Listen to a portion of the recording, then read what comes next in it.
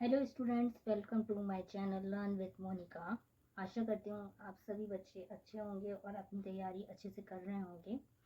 तो जैसा कि मैंने आपको पिछले क्लासेस में ALP CPT 2 के एग्ज़ाम के लिए टेक्निकल पोर्शन में डोमेस्टिक अप्लायंसेस के पार्ट 1 एंड पार्ट 2 कंप्लीट करवा दिए थे, उस थ्योरी के आज हम करने वाले हैं मेरे इस सेशन में डोमेस्टिक अप्लायंसेस का पार्ट 3। और जैसा कि मैंने आपसे कहा था कि मैं आपको उन दोनों थ्योरी के बेसिस में जो भी MCQs बनेंगे वो MCQs आपके थर्ड पार्ट में कंप्लीट करवा दूंगी और ये टॉपिक कंप्लीट हो जाएगा। तो चलिए स्टूडेंट्स, हम आज पढ़ते हैं डोमेस्टिक अप्लायंसेस के MCQ। और आपको अगर वीडियोस अच्छे लगें तो प्लीज़ लाइक और सब्सक्राइब ज़रूर करिए मेरे चैनल को, और ऐसे ही कंटेंट के लिए मेरे चैनल को सब्सक्राइब कर लीजिए और शेयर करिए अपने फ्रेंड्स के साथ। चलिए स्टूडेंट्स, तो हम डोमेस्टिक अप्लायंसेस का पार्ट 3 शुरू करते हैं। देखिए, क्वेश्चन नंबर 1 को पढ़ते हैं। मैं आपको 2 मिनट का समय दूंगी और आप खुद से चेक करिए कि आपको इसका आंसर बन रहा है कि नहीं। अगर नहीं बन रहा है तो आप फिर वेरीफाई कीजिए मेरे आंसर बताने के बाद कि आपने करेक्ट किया है या नहीं। तो देखिए स्टूडेंट्स, फर्स्ट क्वेश्चन है हमारा, temperature regulating component of N automatic electric iron. तो इलेक्ट्रिक आयरन में जो ऑटोमेटिक टेम्परेचर को कंट्रोल करता है वो कौन सा डिवाइस होता है? तो ऑप्शन 1 है थर्मोस्टेट, ऑप्शन 2 है हीटिंग एलिमेंट, ऑप्शन 3 है सोल प्लेट, ऑप्शन 4 है प्रेशर प्लेट। तो स्टूडेंट्स, इलेक्ट्रिक आयरन में ऑटोमेटिक टेम्परेचर रेगुलेटिंग कंपोनेंट क्या होता है? तो टेम्परेचर कंट्रोलिंग हमारा होता है थर्मोस्टेट। ये मैंने आपको बताया हुआ था कि जो टेम्परेचर रेगुलेटिंग कंपोनेंट होगा वो होगा थर्मोस्टेट। नेक्स्ट क्वेश्चन पे आते हैं। In electric iron the transfer of heat from coil to base plate. मैंने आपको 3 मेथड्स बताए थे ट्रांसफर ऑफ हीट के, that is conduction, convection and radiation. तो इसमें पूछ रहा है क्वेश्चन में कि इलेक्ट्रिक आयरन किस मेथड पे हीट ट्रांसफर करता है। तो कंडक्शन में करता है, कन्वेक्शन में करता है कि रेडिएशन में? आप लोग इसका आंसर देने की कोशिश करिए।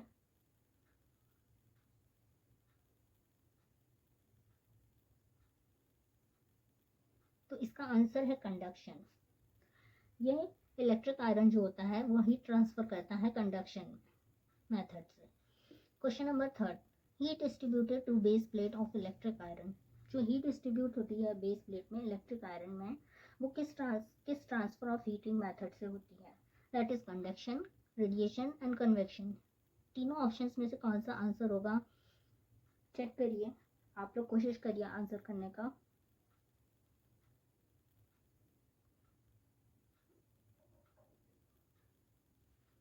तो देखिए, ऊपर भी यही क्वेश्चन पूछा था, बस क्वेश्चन को घुमाकर पूछ दिया गया है कि इलेक्ट्रिक आयरन में जो ट्रांसफर ऑफ हीट है from coil to base plate किस मेथड से होता है। तो वो हमने अभी पढ़ा ऊपर की क्वेश्चन में कि कंडक्शन से होता है।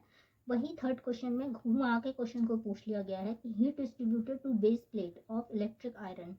इसका भी आंसर क्या हो जाएगा? कंडक्शन। चलिए, तो नेक्स्ट क्वेश्चन पे आते हैं। Question number 4, which is the heating element in a toaster. हमने लास्ट क्लास में पढ़ा था कि हीटिंग एलिमेंट क्या यूज होता है टोस्टर में, यही पूछा गया क्वेश्चन में और आपको बताना है। तो फर्स्ट ऑप्शन है निकल, सेकंड है कैंथल, थर्ड है यूरेका एंड फोर्थ है मिका। बताइए स्टूडेंट्स, क्या होगा इसका आंसर?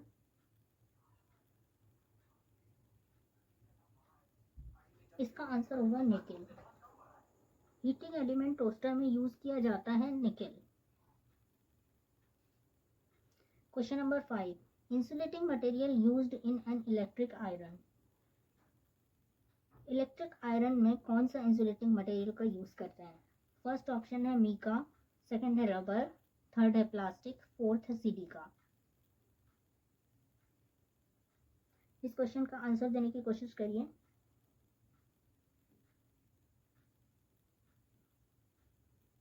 तो इस क्वेश्चन का आंसर है मीका। जो इंसुलेटिंग मटेरियल यूज होता है इलेक्ट्रिक आयरन में वो होता है mica. Question number 6, heating temperature of kettle. मैंने आपको लास्ट क्लास में बताया था कि किस किस इक्विपमेंट का क्या टेम्परेचर रेंज होता है। तो उसी टेम्परेचर रेंज पे ये क्वेश्चन है कि जो केटल होता है उसका क्या होता है हीटिंग टेम्परेचर। फर्स्ट ऑप्शन है 550 डिग्री सेल्सियस, सेकंड क्वेश्चन है 700 डिग्री सेल्सियस, थर्ड ऑप्शन है 550 to 770 degree Celsius and fourth option है 550 टू 700 डिग्री सेल्सियस।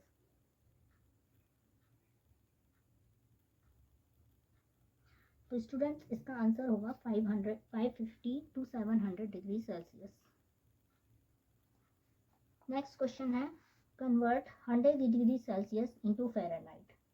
तो हमने इसके लिए एक इक्वेशन पढ़ी हुई थी C upon 100 is equals to F minus 32 upon 180 degree.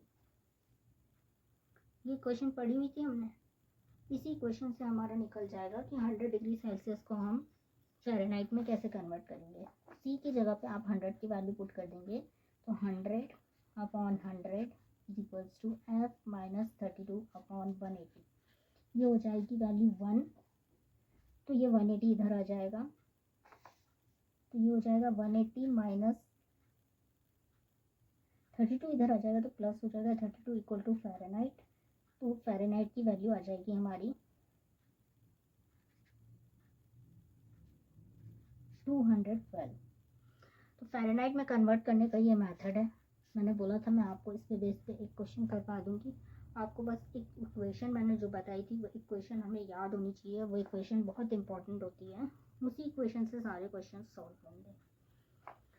Next देखिए, which among the following work on the thermal effect. ये सारे इक्विपमेंट्स के नाम लिखे हैं और हमसे पूछा गया है कि कौन सा जो हमारा इक्विपमेंट है वो यूज़ करते हैं हम थर्मल इफेक्ट को मेज़र करने के लिए। तो food mixer, first option is food mixer, second is washing machine, third is refrigerator and fourth is geyser.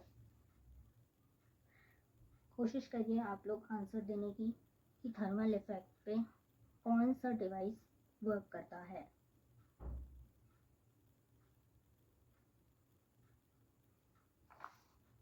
Geyser, geyser work करता है थर्मल इफेक्ट पर।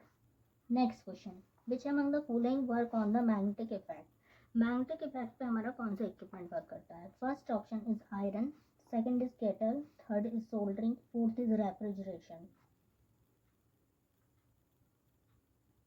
कोशिश करिए आप लोग आंसर देने की। तो देखिए जो इलेक्ट्रिक आयरन है, केटल है, सोल्डरिंग है, ये हमारा थर्मल इफेक्ट पे वर्क करता है, लेकिन जो रेफ्रिजरेटर है वो हमारा मैग्नेटिक इफेक्ट पे वर्क करता है। इसको हम मैग्नेटिक इफेक्ट पे कौन सा वर्क करता है, refrigerator. Next question, which equipment is use to control automatic temperature in geyser. ये क्वेश्चन तो मुझे लगता है सभी बच्चों को रट गया होगा। फर्स्ट ऑप्शन इसका निकल, second is relay, third is soul plate, fourth is thermostat.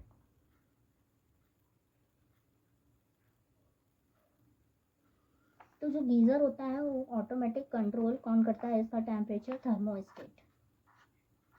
इसका क्वेश्चन का आंसर होगा थर्मोस्टेट। तो ये थे मेरे 10 क्वेश्चन डोमेस्टिक अप्लायंस पे बेस MCQ, और जो हमने थ्योरी पढ़ी है उससे ही बेस से क्वेश्चंस बनेंगे आपके। उस थ्योरी को अगर आप 2 से 3 बार अच्छे से रिवाइज कर लेंगे तो आपको क्वेश्चन आराम से बन जाएंगे, क्योंकि ज़्यादा टफ क्वेश्चन नहीं आएंगे इस पर, ना ज़्यादा न्यूमेरिकल बेस्ड आएंगे, थ्योरी बेस्ड क्वेश्चन ही आएंगे और इसी तरह से क्वेश्चन आएंगे सिंपल वन लाइनर। तो उम्मीद करती हूँ कि आपको ये क्वेश्चन समझ में आ गए होंगे, और वीडियो को सब्सक्राइब और शेयर करना ना भूलें, और चैनल को शेयर ज़रूर करिए आप लोग अपने फ्रेंड्स के साथ में। तो आज की वीडियो में इतना ही। Thank you for watching the video.